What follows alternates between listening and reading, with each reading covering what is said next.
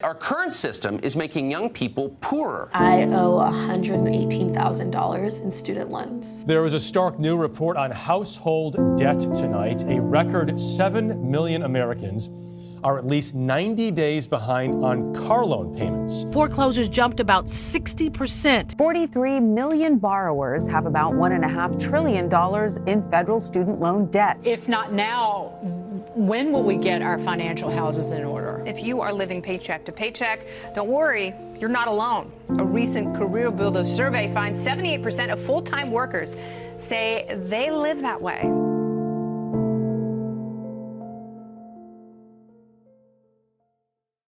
So here are some simple steps to be good with money.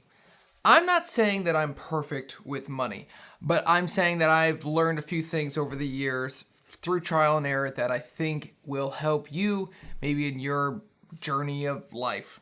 That's cringy. Whatever. Throughout whatever you do in your life, we'll go with that. So here are a few simple steps to being good with money. Zig Ziglar once said, "Money won't make you happy, but everyone wants to find out for themselves." The first one is just to avoid debt. This is really, really simple. Obviously, having debt is bad. When you have debt, you're constantly making less than you technically make. If you owe $1,500 a month in debt payments that if you didn't have that debt you wouldn't have to pay, then you're making $1,500 less every single month. Sounds silly, I know, but it's kind of just basic principles. People don't really look at it like that though. They look at it as, oh, I can buy this TV and pay for it over the next 12 months. And instead of just buying it today with the cash that they have on hand and buying maybe a cheaper TV, they buy the more expensive TV, open up a credit card, and now for the next 12 months, you're working for Best Buy Inc. and paying them over $100 every single month. This is a really simple one. I talk about this a lot on my channel. I talk about this a lot in life. Having debt is bad. Car debt, home debt, student debt, computer debt, TV debt, phone debt, whatever debt it is, it's bad.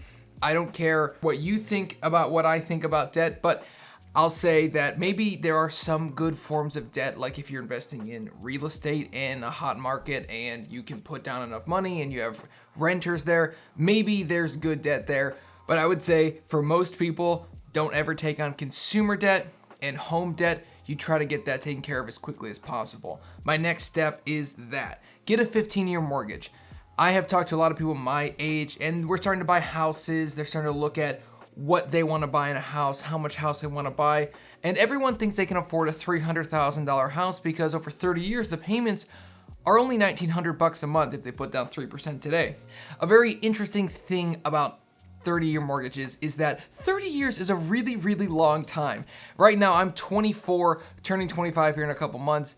I haven't lived for 30 years yet, and banks want me to sign up for a 30-year mortgage because when I'm done paying it at 55 years old, then I'll own the house. People call it an asset. People call it this. People call, oh, you're building your assets. You're doing a great thing, yada, yada, yada. They're wrong. Let's think about it in a more objective, intelligent approach, okay? So if you buy a $300,000 house and you put down 3%, your payments will roughly be about $2,000 per month over the next 30 years. If we do $2,000 over the next 30 years, we get a total of $720,000. I'm using round numbers to make it easy, but what you see here is you're buying a house for 30 years and you pay $720,000. Now, to be fair, some of that money, maybe about $100,000 of it is taxes on the home. It's also PMI if you had to pay that. It's little knick-knack things, maybe insurance, but the bulk of it is interest. Most of what you're paying is interest. About half of it will be the principal, and then the rest of it is interest. It's unbelievable how long people are willing to pay for an expensive house that they can't afford, and they call it an asset.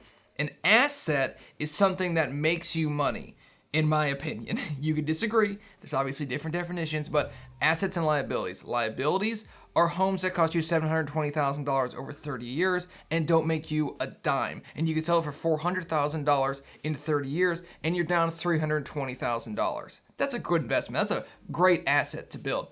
Now, the next thing about this is homes are liabilities because you don't make money from your home. Yes, technically, if it increases in value and you get it paid off really quickly, then it could be an asset. But Most people don't pay it off really quickly. Most people take 30 years to pay it off, or they just never own their house and they have a mortgage payment until they die. Ask your parents or your parents' parents or maybe your children or your friends how long they think they're going to have a mortgage payment, because they'll probably say their whole life. So getting this paid off as quickly as possible is the best way to do it. Getting a 15-year mortgage and buying a cheaper home. You don't need to impress anybody with your home. A home is a functional piece of thing that you buy. A home does not need to be $300,000 whether you can afford it technically or not. Buy a cheaper home. And if you live in a more expensive area, consider moving. There's always excuses. Everyone's got an excuse for why they need an expensive home. Think about them and why you're actually just lying to yourself and just hurting yourself in the future. So I would say buy a cheaper home, 15-year mortgage. That's the biggest thing. That way you get it paid off a lot quicker. You don't pay nearly as much interest, and obviously you're only paying it off in 15 years. So if I paid my home off in 15 years, I'm 25. I would be a 40-year-old person if I were to buy a house now and pay for it over 15 years. That's how you should purchase a home. Now, the next thing we're going to talk about is pretty simple, but it's something that a lot of people struggle with, and this is setting a budget. These are basic principles, but these are simple. That's the whole thing. Setting a budget. You don't need to be crazy. You don't need to spend $0 every month and eat catfish tuna because it's cheaper than regular tuna. I don't care. Setting a budget is not about just cutting everything down at the bone. It's just about knowing where your money is going each month, because a lot of the time if you don't assign it a place, it just disappears. You're like, oh, I could buy some jeans, this, and this, and you look through your bank account over the last 2 or 3 months. Trust me, this has happened to me. And you realize that, oh my goodness, I don't know where my money's going. I haven't really gotten anything new, it feels like, but I don't know where my money's going. So setting a budget is a great way to learn and see where your money's going. And I really would suggest when you're starting, maybe set a budget each week, or if you're with somebody, talk to them about setting the budget each week, whatever you guys want to do.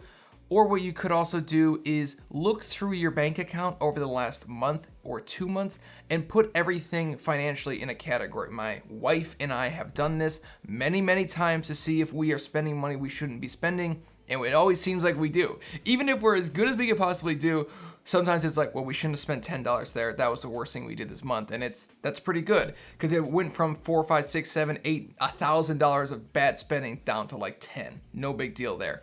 So just following a budget and seeing where your money's going is really valuable. The next thing you should do is to not be afraid to look internally and think that maybe you're wrong. When I first started this financial journey, I guess minimalism journey, debt payoff journey, whatever you want to call it, I was afraid to look at myself because I never thought that I was the problem. I thought that I wasn't making enough money, or that everything was just too expensive. It's not my fault I gotta go eat salmon for every meal. It's not my fault that Chipotle charges me $14 every time I go there. But when you start to realize that it is your fault, you're the one making the decisions, you're the one taking the action, you can actually make some really quick improvements. You can make really fast changes that will actually change your life dramatically. Don't be afraid to look internally and think, okay, I've messed up here, I've messed up there, I've made some mistakes. But the good news is about that is that mistakes can always be rectified. If you make a mistake, you can always fix it, but you have to admit that you made the mistake, because if you never do, then you'll never change the mistakes. The biggest mistake I ever made is that I sold my car, which was perfectly fine, for $4,000. It was worth like $6,000, but I needed the money at the time because I wasn't working enough. I didn't have enough money, and I didn't want to blame it. I was blaming everybody else and not myself. I sold the car, I got a lease, and I'm still struggling with that mistake today. That was almost 3 years ago. This mistake sticks with you.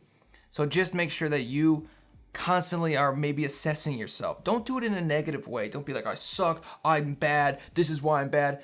But just look at yourself and think objectively, okay, that was a bad mistake. It's okay to make mistakes, and it's okay to be upset about them, but just make sure that you fix them in the future, and don't be afraid to say that you messed up, because a lot of people are like, no, it's somebody else's fault. It's your fault that I have so many dollars in student loan debt. It's your fault because I needed to go to college. That's what I was told. You chose to go. You chose to take on the debt. So just make sure that you are the one fixing it. And then the final thing I'll say is just invest for retirement. It's super simple. If any of you have a job that's full-time, just ask the HR person about their 401k and set it up. 15%, that's all you need to put in for however long you work there. Just as long as you're putting in money, they have a match. As long as you're tucking money away, The economy might be a little bit shaky right now, but the economy always trends up. That's the way it's been for the last 80 years, and that's the way it'll be for the next 80 years or so. So just always be investing. ABI. Always be investing. But seriously, just make sure that you just set it up and you don't have to worry about it. Put 15% away and just learn to live on less. If you follow none of the other steps here, just follow this one. Put money away for your retirement because you don't want to be like every other American. The average American comes into retirement with just over $170,000 in retirement. That's nothing. 170 bucks is nothing. That could be wiped out if you have a big emergency and you have a big hospital bill. $174,000 is nothing. So constantly be saving your money. Look towards the future. Don't be afraid to do things today that suck that will benefit you tomorrow in the future. That's what I'll say about the topic that I think are important right now. Obviously, my opinions might change. I'm 24, so I'm not a financial expert. These are just my opinions about the situation. I think that these are some tips that could help you, and I'm curious to know what you guys think about them. If you have anything else to add or if you disagree with me, let me know why, and I'll definitely entertain the idea that I'm wrong, even though I don't think I've ever been wrong before, but maybe today's the day. All right, seriously, thank you again for watching the video. I'll see you in the next one. Peace out.